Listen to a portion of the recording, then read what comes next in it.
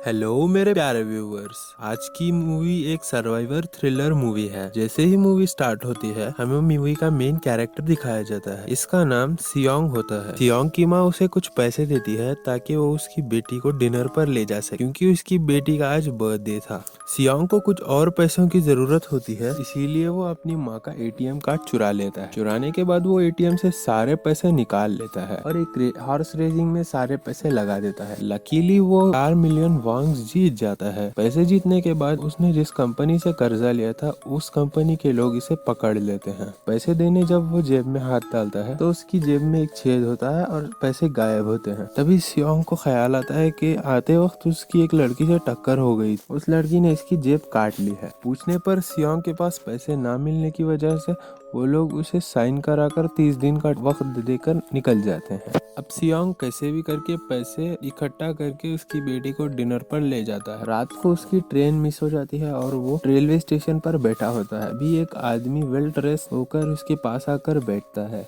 और उसे एक ऑफर देता है 1 लाख वॉन्ग्स के लिए। उसे एक गेम खेलना था। जैसे भी करके सियोंग वो गेम खेलकर जीत जाता है। वो आदमी उसे एक कार्ड देकर वहां से चला जाता है और कहता है और पैसे जीतने हैं तो इस नंबर पर कॉल कर लो।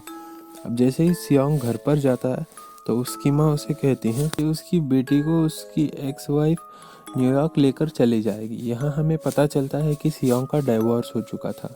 अब सियोंग को ज़्यादा से ज़्यादा पैसों की ज़रूरत थी ताकि वो अपनी बेटी की कस्टडी ले सके। इसीलिए सियांग उस कार्ड वाले नंबर पर कॉल करता है। उसे एक बड़ी कार आकर पिक करती है और सभी लोगों को बेहोश कर देती है। जैसे ही उसकी आंख खुलती है तो अपने आप को फैसिलिटी में पाता है, जहां पर टोटली 456 लोग थे और वो सभी यहाँ प्लेयर की तरह आए थे।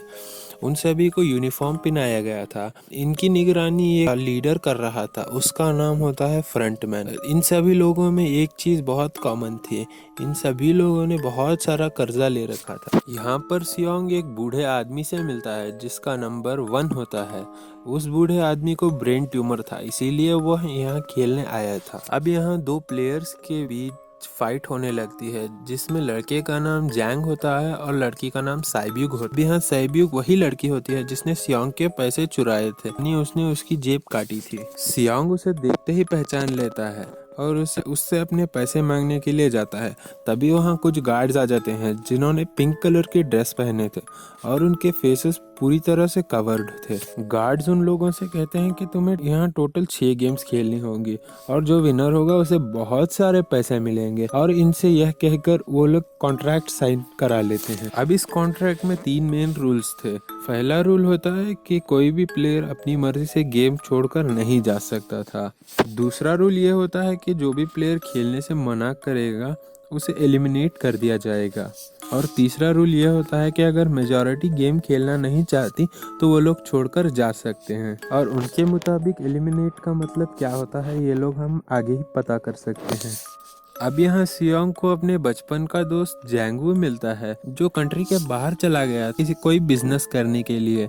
सियोंग जैंगू को इधर देखकर शॉक हो जाता है। अब इन सब लोगों को फर्स्ट गेम के लिए प्लेग्राउंड में लाया जाता है। इधर एक बहुत बड़ी डॉल होती है। गेम के रूल्स काफी सिंपल थे। जब भी डॉल म्यूजिक चलाएगी तो इन लोगों को मूव करना है, जब भी म्यूजिक स्टॉप हो जाएगी तो इन लोगों को मूव नहीं करना है। अगर ये मूव करेंगे तो इन्हें एलिमिनेट कर दिया जाएगा। ये रूल सुनकर सभी लोगों को लगता है इनके साथ कोई प्रैंक हो रहा है और ये लोग इसे लाइटली ले लेते हैं। पर गेम के दौरान जब एक लड़का मूव हो जाता है तभी उसे शूट कर मार दिया जाता है, और यही होता है एलिमिनेट का मतलब।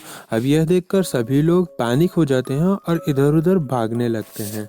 अब जो भी बाकी सर्वाइवर्स बचे होते हैं वो कैसे भी करके गेम को कंप्लीट कर लेते हैं और मरे हुए लोगों की बॉडी को कहीं पर ले जाया जाता है। 456 लोगों में से 255 लोग बचे थे। यहाँ पर सभी लोग जैसे कि बहुत डर चुके थे तो सभी लोग गेम खेलने से मना कर देते हैं। रूल नंबर 3 के मुताबिक लीडर यानी कि फ्रंटमैन उनकी वोटिंग करवाता है। वोटिंग से पहले वो उनको प्राइज मनी दिखाता है। प्राइज मनी बहुत ज़्यादा होता है। वो कहता है अगर तुम लोग खेलोगे तो ये मिलेगा नहीं, मतलब ये मरे हुए लोगों की फैमिलीज को पहुंचाया जाता है। वोटिंग करवाने पर ज़्यादा लोग खेलना नहीं चाहते थे, इसीलिए उनको वापस घर पर छोड़ दिया जाता है। अगली सुबह जब सियांग पुलिस स्टेशन पर जाता है, पुलिस को सब कुछ सच सच बता देता है। पुलिसमैन उसकी बात नहीं सुनता और उल्टा उसे ही पागल कहने लगता है। सियांग जब उसे कार्ड दिखाता है, वो कार्ड पर अनलकीली नंबर भी गलत होता है। उसके बाद सियांग जब घर पर जाता है तो उससे उसकी माँ दिखाई नहीं देती और इधर सैंगवू अपनी माँ को छुप छुप कर देख रहा था। उसी वक्त सियांग सैंगवू के पास आता है और उससे पूछता है क्या देख रहे हैं। सैंगवू सियांग को बताता है कि उसने 6 बिलियन वॉन्ग्स का कर्ज ले रखा था और स्टॉक मार्जिन पर वो सारे पैसे डूब गए। तभी सियांग हॉस्पिटल से कॉल आती है और उसे पता चलता है कि उसकी माँ हॉस्पिटल में है और उनका पैर बहुत ज़्यादा इंजर्ड है। उन्हें डायबिटीज़ की बीमारी होने से उनका इंजरी बहुत बढ़ चुकी है। हॉस्पिटल जाने पर डॉक्टर उसे बताता है कि तुम्हारी माँ का ट्रीटमेंट हो सकता है, पर उसके लिए बहुत सारे पैसे खर्च होंगे। जाहिर सी बात है सियांग के पास पैसे तो नहीं होते, हालांकि सियांग ने अपनी माँ के इंश्योरेंस के पैसे तक उड़ा दिए थे। तभी सियांग पैसे मांगने के लिए अपनी वाइफ के पास जाता है। उसकी वाइफ उसे पैसे देने से इनकार कर देती है और उसके हस्बैंड से बताती है कि सियांग आया था पैसे मांगने के लिए। तभी उसका हस्बैंड बाहर आकर सियांग को पैसे देता है और साथ ही साथ ये भी कहता है कि अब मेरी फैमिली से दूर रहो। सियांग उसे मारने लगता है और सियांग की बेटी भी आकर उसे देख लेती है। इसके बाद हमें सियांग का फ्रेंड दिखाया जाता है जो अपने बॉस से पैसे मांग रहा था, पर उसका बॉस उसे पैसे देने से मना कर देता है और इन दोनों में झगड़ा होने लगता है। तभी उसके बॉस का हाथ एक मशीन में आ जाता है और उस मौके का फायदा उठाकर वो इधर से पैसे लेकर भाग जाता है और उसकी वाइफ के पास जाकर पैसे देकर कहता है तुम जल्दी से जल्दी इधर से निकल जाओ। तभी साइबियक को दिखाया जाता है, वो एक एजेंट के पास जाती है और उसे अपनी माँ को नॉर्थ एरिया से साउथ एरिया में लाना था। साइबियक यानी वही लड़की जिसने सियांग की जेब काटी। साइबियक का एक छोटा भाई भी होता है जिससे उसने एक प्रॉमिस किया होता है कि मदर को मैं जरूर लाऊंगी। इसके बाद हमें एक पुलिस ऑफिसर दिखाया जाता है जिसका भाई भी बहुत दिनों से मिसिंग था। वो पुलिस ऑफिसर उसके भाई के घर जाता है और उसे पता चलता है कि उसका भाई तो घर भी बहुत दिनों से नहीं आया और तभी उस पुलिस ऑफिसर को वही सेम कार्ड दिखाई देता है जो सियांग ने दिखाया था पुलिस स्टेशन में और वो पुलिस ऑफिसर सियांग के पास पूछताछ करने जाता है, पर सियांग कुछ नहीं बताता। इधर सियांग को दोबारा से वो कार्ड दिखाई देता है और सियांग डिसाइड करता है कि वो दोबारा से उस गेम को खेलने के लिए जाएगा और इसी के साथ सारे प्लेयर्स ज्वाइन कर लेते हैं। सारे प्लेयर्स को ले जाया जाता है और उसी का पीछा करते हुए वो पुलिस ऑफिसर भी शिप तक आ जाता है और वो पुलिस ऑफिसर एक गार्ड को मारकर उसके कपड़े पहन लेता है। इसके बाद इन सभी प्लेयर्स को एक आइलैंड पर मौजूद फैसिलिटी में ले जाया जाता है। अब यहाँ पर इन्हें जरा भी अंदाजा नहीं था कि अगला गेम क्या होगा और कैसे खेला जाएगा, इसीलिए सारे लोग अपनी अलग अलग टीम बना लेते हैं। साइबिक और उसकी फ्रेंड गार्ड्स की नज़रों से बचते हुए फैसिलिटी को एक्सप्लोर करने लगती है। तभी वो देखती हैं कि गार्ड्स कुछ बड़े बड़े बर्तनों में कुछ बना रहे हैं। तभी गार्ड्स को शक हो जाता है और वो उन्हें देखने के लिए आते हैं। कैसे भी करके ये लोग उनसे बचते हुए वापस आ जाते हैं और रात को जब साइबिक और उसकी फ्रेंड इस बारे में बात कर रहे होते हैं तो सैंगवू इसके बारे में सुन लेता है। इसके बाद सैंगवू साइबिक से पूछता है तो साइबिक बताती है कि वो लोग बड़े बड़े बर्तनों में कुछ पका रहे थे। इसके बाद उन्हें प्लेग्राउंड में बुलाया जाता है। इनके आगे 4 शेप्स थे। अब यहाँ पर सैंगवू को गेम पता चल जाता है। सैंगवू सियांग से कहता है कि हमें अलग अलग शेप्स चूज करने चाहिए। इसके बाद उन सभी को अलग अलग शेप्स में कैंडीज दी जाती है। इन्हें इन कैंडीज को बिना तोड़े बाहर निकालना था। अगर इन्होंने थोड़ा सा भी ब्रेक कर दिया तो इन्हें एलिमिनेट कर दिया जाएगा, यानी कि मार दिया जाएगा। अब जैसे कि सैंगवू को पहले से ही गेम पता था, वो आसानी से अपना शेप बाहर निकाल लेता है, पर सियांग की हालत खराब होने वाली थी, इसीलिए उसे पसीने आने लगते हैं। जैसे ही वो पसीना उस कैंडी पर पड़ता है तभी शियांग को आइडिया आता है और वो उस कैंडी को चाटने लगता है। चाटने के बाद वो आसानी से उस शेप को बाहर निकाल लेता है। उसे देखकर बहुत सारे लोग भी ऐसे ही करके अपनी जान बचा लेते हैं। बाकी के प्लेयर्स को मार दिया जाता है। अब यहाँ पर 187 प्लेयर्स आए थे जिसमें से सिर्फ 108 प्लेयर्स ही बाकी थे। अब इन सबको खाना दिया जाता है। यहाँ खाना कम होने की वजह से जैंग की एक लड़के के साथ लड़ाई हो जाती है। जैंग उसे इतना जोर से मारता है कि वो मौके पर ही मर जाता है। इस तरफ हम लोग देखते हैं कि एक डॉक्टर सिक्योरिटी गार्ड्स के साथ मिलकर लोगों के बॉडी पार्ट्स निकाल रहा है और उन्हें चाइनीज को बेचने का काम कर रहा है। इसीलिए जब भी डेड बॉडीज को ले जाया जाता है तो ये लोग डेड बॉडीज को गायब कर लेते हैं, क्योंकि ये सब कुछ एक प्लान के मुताबिक चल रहा था। क्योंकि ये सारा कुछ फ्रंटमैन से छुप कर हो रहा था। यही वजह थी कि उन्होंने अपना आदमी सिक्योरिटी रूम में भी लगा रखा था जो इनकी सीसीटीवी फुटेजेस को डिलीट कर देता था। यहाँ पर गार्ड्स डॉक्टर को पहले से ही गेम के बारे में बता देते थे क्योंकि वो जिंदा रह सके। यहाँ पर गार्ड डॉक्टर को बताता है कि आज हम लोगों ने जानबूझकर सबको खाना कम दिया ताकि वीक प्लेयर्स कम हो जाएं। यहाँ पर सिक्योरिटी गार्ड अपनी अगली गेम के बारे में बता देता है और यहाँ पर 30 मिनट में लाइट जाने वाली थी। यहाँ पर सैंगवू को पता था कि सियोंग की टीम जरूर कुछ ना कुछ करेगी, इसीलिए सैंगवू सियोंग की टीम को बुलाकर कहता है कि वो घबराए ना। इधर जो डॉक्टर होता है वो जैंग की टीम में शामिल हो जाता है। यहाँ पर डॉक्टर जैंग को बता देता है कि अगला गेम क्या होने वाला है। यहीं पर लाइट्स ऑफ हो जाती है। इसके बाद जैंग सारे लोगों को मिलकर मारने लगता है। जैंग काफी लोगों को मारकर साइब्यूक को मारने जाता है, तभी सियोंग साइब्यूक को बचा लेता है। इसके बाद गार्ड वहां पर आकर सबको रोक लेते हैं। इसके बाद टोटल 80 लोग बचे हुए थे। इसके बाद इन्हें थर्ड गेम खेलने के लिए ले जाया जाता है और कहा जाता है कि 10-10 प्लेयर्स की टीम चुने। वो लोग ऐसा ही करते हैं। अब क्योंकि जैंग को पहले से ही अगली गेम के बारे में पता था, वो सारे ताकतवर प्लेयर्स को अपनी टीम में ले लेता है। इसके बाद सैंगवू भी अपनी टीम बना लेता है। अब क्योंकि उन्हें एक प्लेयर की ज़रूरत थी, इसीलिए साइब्यूक भी उनकी टीम ज्वाइन कर लेती है। ये गेम असल में टग ऑफ वॉर का होता है, यानी कि उन्हें अपनी आगे वाली टीम को नीचे गिराना था।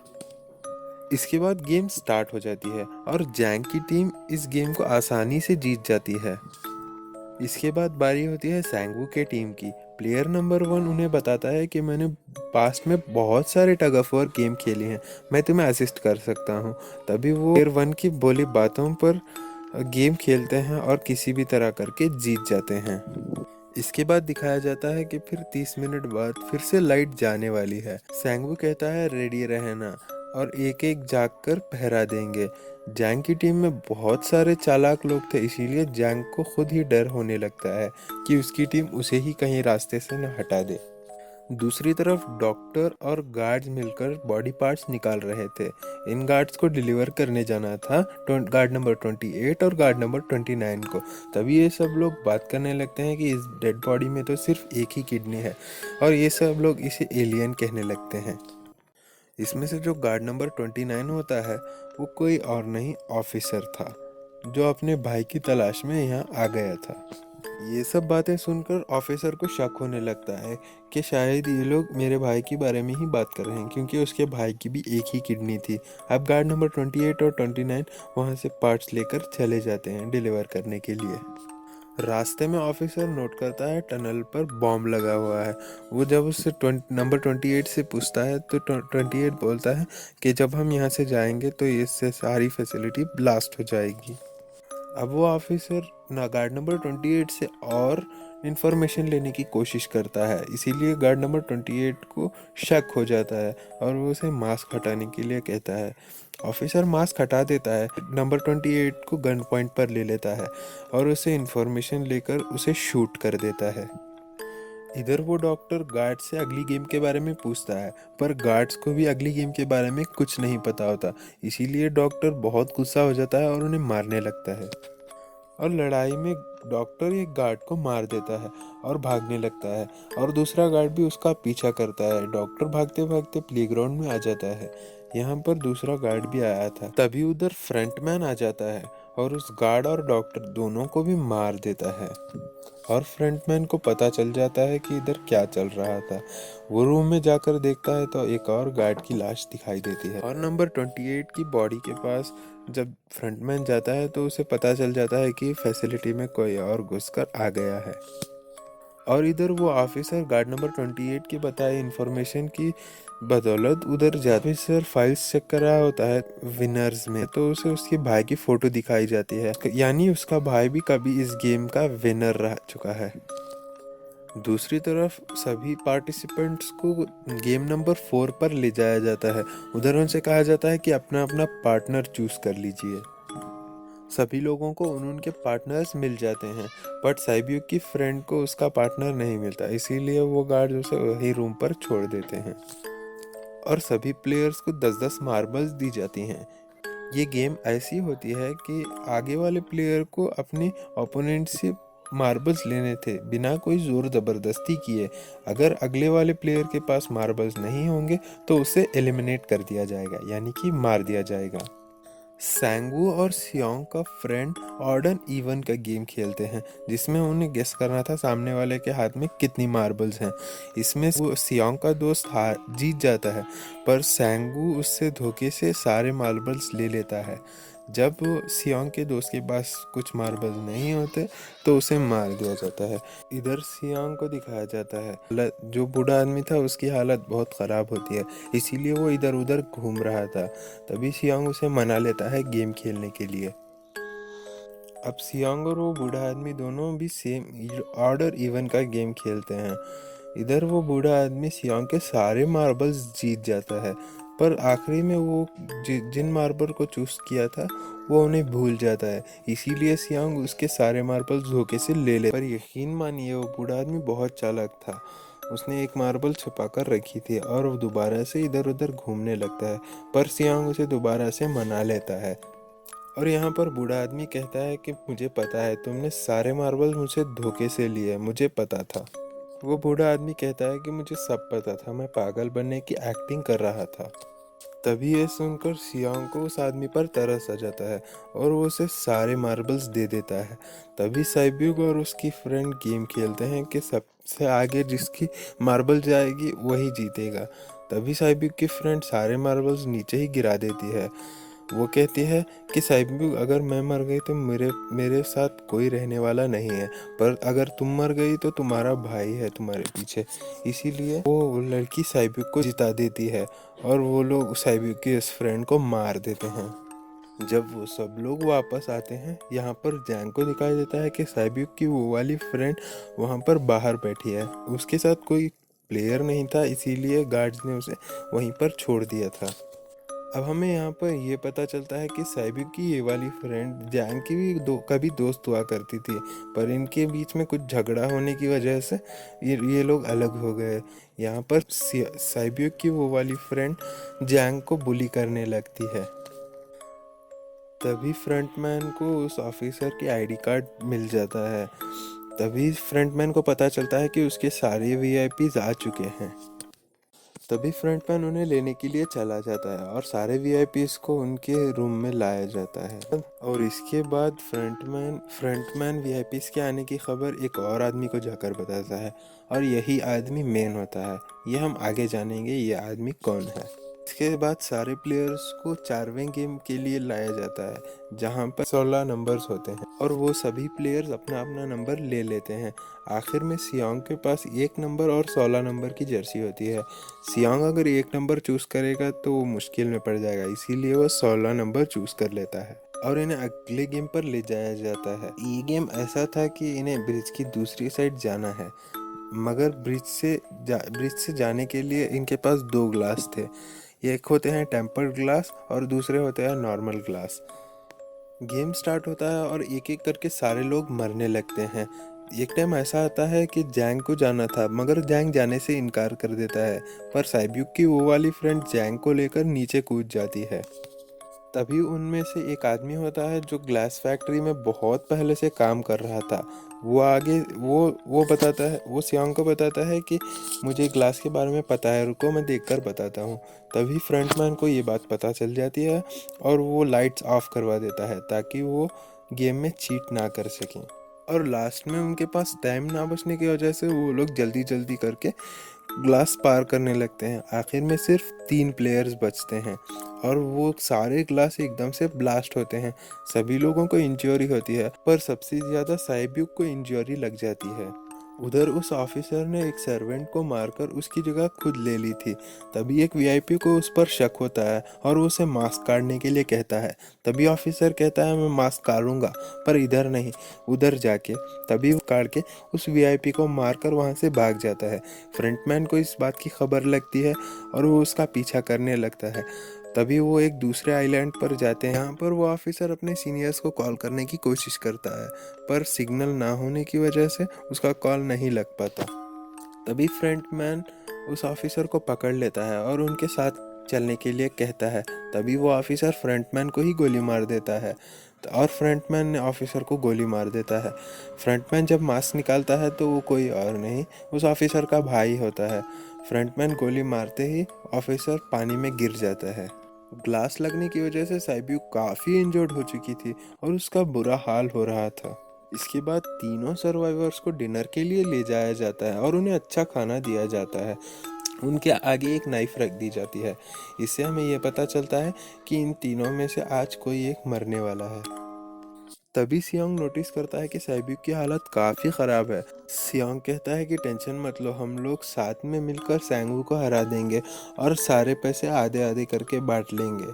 तभी साइब्यू कहती है कि मेरा एक छोटा भाई है, अगर मैं मर गई तो उसका ख्याल रखना।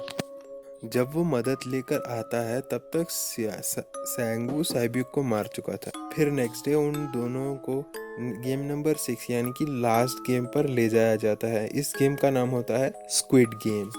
गेम का रूल बड़ा ही सिंपल था, मार दो या फिर मर जाओ। और इन दोनों के बीच में बहुत बड़ी लड़ाई होती है। तभी सैंगवू की हालत खराब होने लगती है। तभी सियोंग कहता है कि मैं इस गेम को रोकना चाहता हूँ। तभी सियोंग सैंगवू से कहता है कि तुम मेरे साथ चलो, पर सैंगवू अपने आप को ही मार डालता है, जिसकी वजह से अब सियोंग ही विनर बन गया था। फिर फ्रंटमैन सियोंग को कहता है कि तुम बहुत अच्छा खेले, लेकिन मुझसे इसकी उम्मीद नहीं थी। इसके बाद सियोंग को उसके घर पर छोड़ दिया जाता है। उसके जेब में एक एटीएम कार्ड भी होता है। जब वो एटीएम कार्ड चेक करता है तो उसके अकाउंट में सारे पैसे आ चुके थे। इसके बाद सियोंग अपने घर पर जाता है, पर तब तक उसके मदर की डेथ हो चुकी थी। इसके बाद हमें 1 साल बाद का सीन दिखाया जाता है, जहाँ पर सियोंग की हालत काफ़ी ख़राब हो चुकी थी और वो नशा करने लगा था। पर उसने अब तक उन पैसों को हाथ नहीं लगाया। पर एक दिन उसे एक बूढ़ी औरत आकर वही कार्ड देती है जो उसे 1 साल पहले मिला था। उस कार्ड पर जो एड्रेस लिखा हुआ हो, जब सियोंग उस एड्रेस पर जाता है तब उसे पता चलता है ये सारा किया धरा किसी और का नहीं, वही प्लेयर नंबर 1 का था जो अभी भी जिंदा है। तभी वो बूढ़ा आदमी सियोंग से कहता है मैं अपनी लाइफ से बोर हो चुका था, इसीलिए मैंने ये सारे गेम अपने क्लाइंट्स के साथ मिलकर बनाए थे ताकि मैं लोगों को मरता हुआ देख सकूं। लेकिन हाँ, मैंने किसी को मजबूर नहीं किया था ये गेम ज्वाइन करने के लिए। और मैंने गेम में इसीलिए पार्टिसिपेट किया कि गेम खेलने से ज़्यादा गेम में पार्टिसिपेट करने में मज़ा आता है। और वो बूढ़ा आदमी कहता है कि जो पैसे तुम्हारे पास हैं वो पैसे मेरे ही हैं, और ये कहते ही उसकी डेथ हो जाती है। इसके बाद सियोंग सैब्यू के भाई के पास जाता है और उसे लेकर सैंगवू की मदर के पास जाकर छोड़ देता है और सैंगवू की मदर को बहुत सारे पैसे दे देता है और कहता है इस बच्चे का ख्याल रखना। तभी इसके बाद सियोंग रेलवे स्टेशन पर जाता है, जहाँ पर उसे वही अननोन पर्सन दिखाई देता है। जब सियोंग उसका पीछा करने लगता है तब तक वो अननोन पर्सन भाग चुका था। कॉल आता है, तभी सियोंग के पास जो कार्ड होता है वो उस नंबर पर कॉल करता है और उनसे पूछता है तुम लोग कौन हो, तुम लोग लोगों की जिंदगी से ऐसे क्यों खेल रहे हो। और आगे से उसे जवाब आता है सियोंग, अगर तुम जिंदा बचना चाहते हो तो प्लेन में बैठ जाओ। और इसी के साथ मूवी एंड हो जाती है। Thanks for watching.